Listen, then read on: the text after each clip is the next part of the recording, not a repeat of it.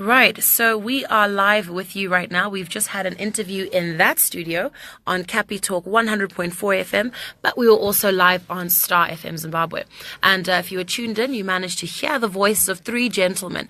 We had Honorable Eddie Cross representing the MDC, and he was here with us, and he's unfortunately had to dash off because he had other commitments with guests visiting. But we have in studio with us two candidates who are aspiring for the 2018 election. Young Zimbabweans. Might I ask their ages, of course, as I introduce them? I'll start with, Mr. Mugwadi, who was in studio with us earlier.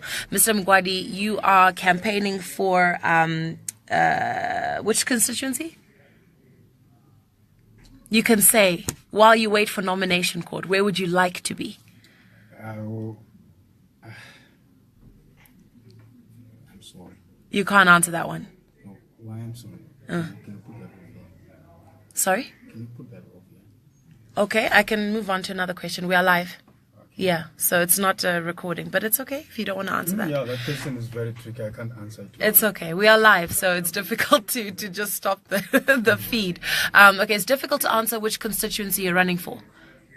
At least when my organization has decided the standards at which colleagues are allowed to run, it is premature for anyone to start to say, I want to run for this constituency or I want to do this and that. Okay. It is not allowed in ZANU-PF because only when the bell has rang, you'll start running. Mm-hmm. Why that is done, it is to make sure that the party remains intact and does not get soiled of its image through cadres and comrades fighting each other in the process of getting to win constituencies. So when primary elections have not been sanctioned by the party, it is even an offense to say I'm running for this constituency because there's an MP who is there and is representing the party. I see. His term of office has not ended. Okay, understood. How old are you, sir?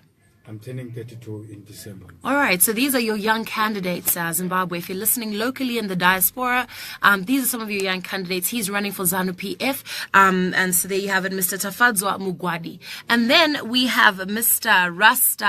Rufaro Kaseke, who's just joined us. He was running a little bit late, but he caught the tail end. He was on the phone, and he also caught the tail end of the interview. So those of you that were tuned in hoping to hear from him, here he is now.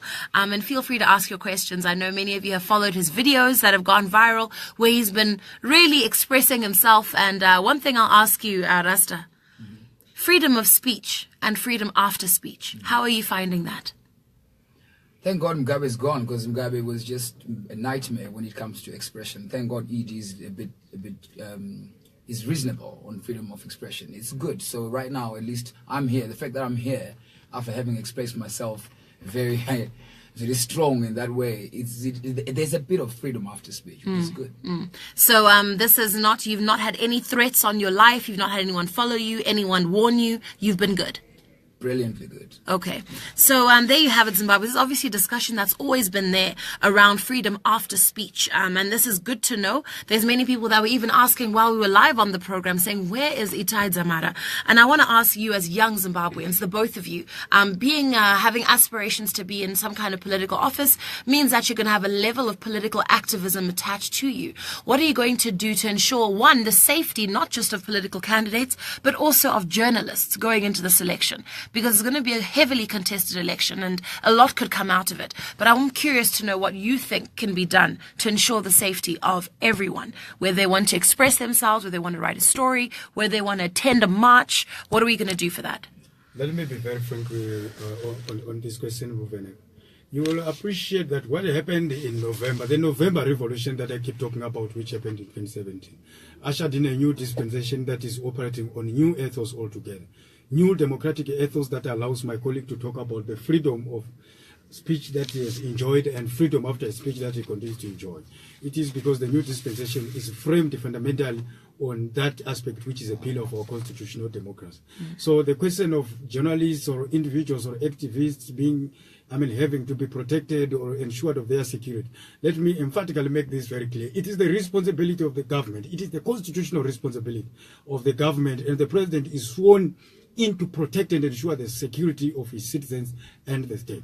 So, of course, here and there, we have situations where people will then try to see how best they can soil the image of our government, a new government for that matter, which they ushered in collectively as both political parties. Right. So it is normal that you will have a tendency of people saying, this and that has happened to me, this and that has happened to me, which is endangering my security as an individual. Yet in proper terms, that would not have happened. There are certain political parties who are known of having survived because of such penchants of lying and spreading false propaganda to the international community to solicit donor funding under the guise that their security is a checker. So we don't want that.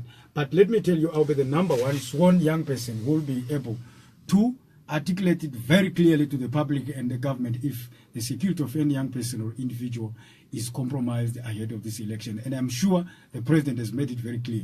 Peaceful, free, and fair elections. And I go by that. Sure.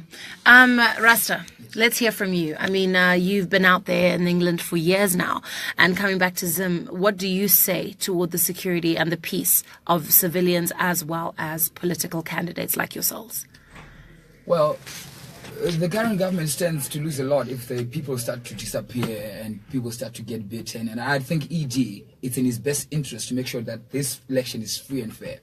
I think it would be a disservice to himself and to the ZANU-PF party in general if we start to see people being beaten up for supporting one party or the next. So I think for the sake of credibility, which I think ED is moving, I feel like he's moving so much towards, cleaning up the ZANU-PF Act and making sure his legacy is intact. This other dude messed up his thing, but ED, legacy, rebranding. So because the journalist Maura Basare over the past few months, yes, just because of one silly act. So it's in his best interest to ensure that the moon are protected before, during, and after expression. Expression So it's in his best interest. It's in the best interest of the country to make sure that nobody is victimized for expressing how they feel. And now to ask you, the life of diaspora out there. One of your videos, you said that, being out here in the diaspora is not all that it's cut out to be, and I'm ready to go back home. Life, I mean, and speak it like you're speaking to a 4-year-old. What is it like out there? And the desire to just be back home, but you can't. Yeah. Masudo comforts. Diaspora, Masudo comforts. You are given this cushion to fill out, and your whole world is revolving around there. But if you get out of that pseudo comfort, which is your 2-bedroom apartment, whatever, you'll find out that you're not going anywhere. A lot of those people who are educated and whatever, they go as far as being assistant manager. If you go to the thing of being manager, because so the diaspora provides you with the necessary stuff to keep you there so that you keep working for the British and the American government. They make sure you've got a nice car, you've got somewhere to sleep, so that you keep coming back to that hospital where you are working as a nurse or whatever. You see, so the frustration comes from a lot of people with we work long hours. Well, just come back home, and fix your country. We do not say all the time when I'm we're an SO country, blah blah blah. But hey, I say to my job, and I quit my job. I had a good job, right? I quit about and I'm going to fix my SO country. And my manager was like, well done, Ivana, go and fix your country, because we can complain until we die. But if we don't make that move, there's so many people there who are, and I'm not generalizing situations there. Every situation is different. But a lot of people, when a chance to come back home, they don't do that because they don't come up potholes. Or whatever. But these are kind of, if you don't come here to fix those potholes, who's going to fix them? We have figured out I go 28 years old, one box, and box I have my potholes. Because you know what I'm saying? So it's okay. You can sit there and have beggars and whatnot. Like I've been saying every time. Look, people drink £50, £60 whiskeys every weekend, right? But £60, but the school fees the whole year. So what I'm saying is this year, any chance where say this is for you guys out there, my friends. Whoever's got a chance to come back here and fix something, take someone to school. You don't even have to come here. Pick up a kid and pay school fees for them. Health, whatever. Pick up a family, adopt a family and help them. Ace of Spades. Ciroc. Two my body Ciroc at no rob a weekend in Manchester. I know, but the school fees okay. So even if you don't physically come here, bring your heart here. Because the best you can be, I'm telling you, is being a hospital manager. Other than that, zero. Here's a comment from Mamoyo Tsile Jojo Janzi Ini and Iwui Kokushikira Zanu ya Pera. That's fine. We're here. Don't worry, Mama. Thank you so much. We are here. We are representing you. Don't get me wrong. Not everyone is in a situation and to be able to do that. Able to come. Very few people. And they could rambabaza ribos. It doesn't make sense. Like some of my colleagues say to me, "Are you mad?" But it's a sacrifice. So please don't get me wrong. Those who can't come here physically, please don't. Stay there. Because kunema potholes. Okay? Kunema potholes rough. And the kunema rara. I'll tell you that. But it's also we came here to fix it. But chiti batsirai manje. Imi go. One body already rock this weekend. When some mana one which call over weekend. Mnenge macho batsira. Pamuno zoe ya papo beat. Zanu ya enda beat.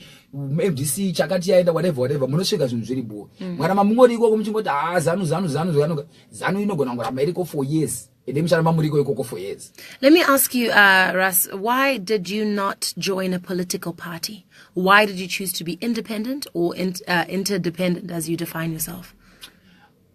I would say that, well, I've got an official explanation for that, and then I have my own explanation. Anyway, I'm bad with bureaucracy. I'm an artist. I'm bad with bureaucracy. Like what my colleague was saying, that you can't actually express, I'm running for this particular party until the party says this.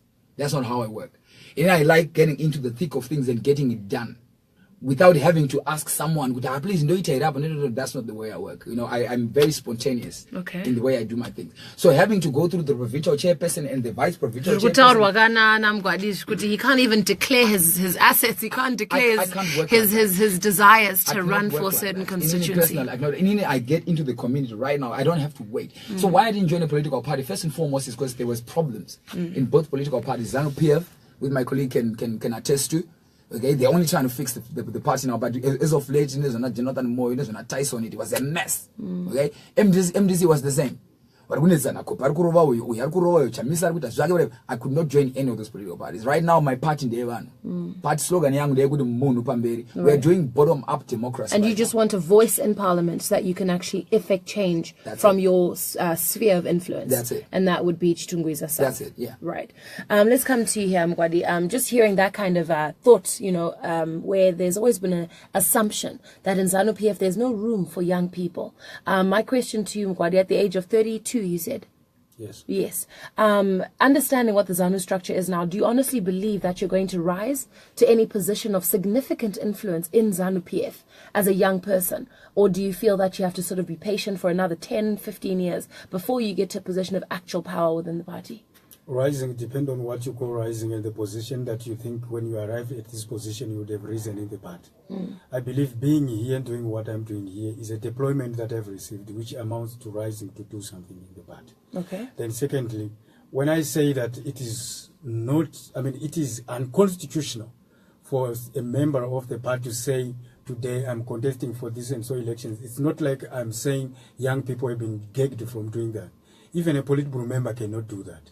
So, unlike what Mr. Kaseke is saying, my colleague that is spontaneous, he can do what he wants because he's the organization unto himself as an individual and is free to do that. But in an organization of millions of people, if you allow everyone to be spontaneous, it becomes very difficult because it has the tendency to breed animosity and conflict in the party. Okay. Imagine if everyone was then saying, I'm going to do this and then I'm going to what it then amounts to is destabilizing the works of a current sitting MP in the party, who is your fellow comrade who is doing things. You destabilize their work. Then let me come to, of course, the issue of arising something to do. I don't need to wait 10 years. I don't need even to wait for 5 years. The party has changed. That's one thing that I would want to comment freely and extending an olive invitation to my colleague, Mr. Kaseke, to say, honestly, I'm very happy with the way you are astounding our president about what he's doing to transform the party and ZANU-PF in particular. I appreciate with what you are saying that ZANU-PF had been captured. Yes, those people called criminals around the president were not alone. They had also created fellow criminals around the president. So it was a chain going on like that, like an amount. But then that was stopped in the November Revolution. So I'm saying, come to ZANU-PF, showcase your talent. I'm very happy. I'm very happy, Kaseke. Let me be very frank with you. You will appreciate, I've told you in private terms that I was one of your biggest fans when you were doing those things. Because I could feel that your concerns were both for the ruling party, and most importantly for the country as a whole, to say the circus that was now going on needed to stop and something needed to give in. And fortunately, it gave in. Let's help the current president, Comrade Emmerson Mnangagwa, to reform this country. He needs your support, of course. Fine as an independent, but more when you come to ZANU-PF, your voice will be able to be taken aboard through and then try to change policies. What do we want right now? The Youth League has pronounced itself around how young people in the party must contest this election. 30% has already been declared by the Youth League. Whether it is going to be endorsed or not, that is going to be another issue at another stage. But the Youth League has made pronouncements that we need to see more and more principled and ideologically conscious young people joining the party, running for parliamentary seats, running for municipal seats, that is council seats, running for, Let's hear the response by Rasta there to the invitation to join the ZANU-PF party. Not at the moment. Not at the moment. I'm not even thinking. I'm nowhere close to joining a political. Look, Inini, I'm coming into parliament for a very few years. I'll be very clear. I'm a filmmaker. I've got productions to make. I've got countries to travel to. So I'm coming to the parliament most for 5 years, do my thing and get out. So I won't have time to fully participate in the party. Okay, I'm not going to be doing politics and whatever forever. Okay, I'm going to come in, do what I do for at least 5 years and get out. You think you can make an impact in 5 years? I will do my best. If not, either way, you're leaving in 5 years. If not, somebody else who's better than me will have to come in. What I will have to make sure is that I have somebody behind me, that if I fail, they come in. Okay. Yeah. There's a comment here from General Fortune Bantu. Janzi Rasta, you are an independent as an MP. Will you encourage your supporters to vote for a particular presidential candidate? It's a very important question. Because Mato Mira Sosa independent means I'm not president. I know. Hey, Saga, but there's obviously somewhere where your affiliations lie.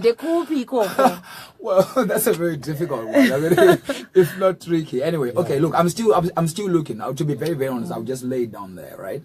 We love Chamisa for his age. He's good. And the way we chichanos yachi, whatever. But if my areas and do one another, it's no winner. E.g., we love him. Okay, some Darwe do blah blah blah. But if I do that, Darama roads are grow, we must give him that. Roads my investors are. Yes, my investors are whatever. So we're still waiting because MDC, I set up an MDC chance to pose but training to the things for the trade. But to know we say Marara we do. You see, I'm only going to encourage Munu could have voted any president. Down white or something. Constituents as a president, not just good one rally. Okay, it's not enough for people to come and say Bamberi. Typically Marara Kugeto. Prostitution is so high. So until I see someone who is willing and able to walk through the streets of Chi-Town with me, like I do every day, I don't know what's on with a man's president. That will tell maybe June. They are not June. Okay, listen, and then to say something. Right now it's too early. That's too soon. Mugwadi, there's a comment here for you. Janzi Mugwadi is the best replacement for psychology. Maziri, sir. Job well done. It's not easy to defend ZANU-PF from a social lap. Oh no, let me make this very clear. Thank you very much for commenting on a job well done, but all the same, I'm not trying to fit into somebody else's shoes, and my responsibility in coming here is not essentially to defend the party, but defend my views and persuasions as an individual, speak my perception, and then also try to realign with what I believe in and what the party stands for. That's the reasons why we come here. So it's not like I come here to defend. I'm here with my brother Kaseke. It's not in ZANU-PF. Of course, I've made my sentiments very clear that this is a colleague that I would want to rub shoulders with in ZANU-PF, and I believe ZANU-PF will never be the same again with him. Those are some of the issues that we do as individuals. My views, the party's position, not to defend it, but to learn from what colleagues say on the panel and then move forward to try to help ourselves. Sure. Comment here from Tony T. Janzi, Mirawega Rasta, you are strong and you are stable. Some people saying you don't need assistance. When we were on air, you spoke about Nyadzima drugs. This is obviously a huge thing. As young Zimbabweans, we can identify with this. This is not just a Zimbabwean problem, it's a global problem. Yeah. And obviously the spirit of idleness. We spoke about job creation. And you spoke to, services and, injecting, capital to make sure that we can resuscitate industry. But on a more practical level, you know, we talk of the education system. There are gaps there, right? There are gaps in terms of skills training. There's so many areas. We can all sit here and say, yeah, no, let's, you know, create jobs. But honestly speaking, Rasta, and you've lived in England and, you know, you're exposed and you've seen what you've seen out there. What is the honest, practical solution to get young Zimbabweans off the drugs, off the streets, and be able to use their hands towards something that'll not just feed their families, but something that'll feed our GDP? Chekutanga rehabilitation. Chekutanga is conversation. There has to be conversation. These people have been neglected. Nobody cares. Okay, nobody has been to them to say, guys, why do you do this? I go there every day, ask people, why do you do that? And they tell me so many different areas. For some of them, the reason is as silly as just wanting to experiment with the drug. So there has to be conversation. We have to deploy professionals to the communities to get people there to come. And then we audit the reasons why people get into drugs. There are various reasons. So once we have an audit of the problem, then we can be able to institute a solution. Solution will vary from job creation to social revamping or social structure, because our social structure is dead. Our parents and Nanam Darere, they don't care. They don't really care. Why they don't care? Because they've got their own problems. So while we are fixing service delivery, we are lessening the burden on the parents so that they can have time to talk to their children. So we'll need to have an audit of the actual problem, which starts with conversation. What I've been doing in my constituency, I've been identifying people. Okay, you know wrong, Goma, fine, but what do you want to do in life? They say, I want to sing, and I've been compartmentalizing people, and people are in different stages. Vangwakatanga wrong Goma 10 years ago, so vanonetsa kubvisa mungoma. Vangwakatanga 2 years ago, so very easier. So we'll have to have a team to actively deploy resources to get that information, that intel. Can I tell you one data research to how to parcel out the solution? Yeah. Okay, I like that. Gwadi, someone's asking here, that's Max Kudajans Ruvheneko asked Gwadi Kuti, who is the ZANU PF Youth League chairperson and how old is he? Well, firstly, let me clarify, we do not have a Youth League chairperson in ZANU PF. We've got the secretary of the Youth League. Okay, and how old is he? Well, the secretary of the Youth League is Comrade Proprietor Garapi. Okay, there you go. Hope you answered there. You know, we are having so many comments coming in here, but they're all sort of going in different directions. But I think it's more the excitement and the need to have these kinds of conversations for the young people of Zimbabwe. And as I said, these are just post-interview thoughts. It's not supposed to be a full interview. But there's lots of support, like I said, for this very conversation. Kudzigumi just said Ras for president. You know, and Kudakwashe Muparuri says, Rasta Makaipa, I like your passion and energy for the country. I can't wait to see you in Parliament along the sides of you. You inspire me to join politics. And then, did you tell us how old you are, by the way? I'm 38. I'm turning 38. You're turning 38 next Wednesday. Okay, and you know, I really feel like you need to sort of say something in closing, you know, around, you know, your visit. You know, obviously now have you moved back now, or is this part of this is your move back? You're not going to go back again, kind of. I travel. I like up traveling, and down, so, yeah. Right? But in terms of the arts sector, this is a huge thing. I'm sure you see from out there. You see the standards of something as small as awards that happen in our country. You watch them and you cringe internally. You see some of the music videos that come out. You see the quality of the music. You see all sorts of things. What is your intention to revive the arts sector? And how key do you think this is going to be in changing the mindset of the young Zimbabwean? All right. Big question, important question. My contribution will start, obviously, in terms of, you know, attracting what I call co-production treaties. I'm a filmmaker. I'm going to talk specifically when it comes to film. What I've been doing over the years is we've been trying to get other productions to come into the country and help us. When we get a production, like in 2014, we had a team from London, a production company from London. They came here. We did a production here. The good thing about that is that they train people, they pay people, and people learn from there. So we've got one guy who was doing sound on that production, who is now doing sound on his own. So one of the things we're going to be doing is that we've got another thing is we've got very willing hedge funders who want to come and do a media city in this country. So we need my colleagues in ZANU-PF, the ruling party, to create space for us. All they need is land, all right? We've got hedge funders who are willing to come and build a media city like the one in Salford or the one in Dubai. So all we need is facilitation. Government, for the longest time I've been saying to the government of Zimbabwe, we don't need your money. We need you to facilitate. When we're bringing in a crew from Spain to come and shoot here, we don't want them to get stuck at the airport because there's bureaucracy in the immigration. So the government has to facilitate the growth of the arts sector in this country by instituting laws and policy regarding piracy. All right, munagaba momba no pina 9 years, but munagaba akatora property yemu ya japreza, they go scot free. So those are some of the things I'm going to be very, very vocal about in Parliament when it comes to arts. I'm hoping to get into some parliamentary committee to make sure that we steer those kind of investments. But for our country to come up together, I'll use my connections and my experience to get people to come back and work in the country.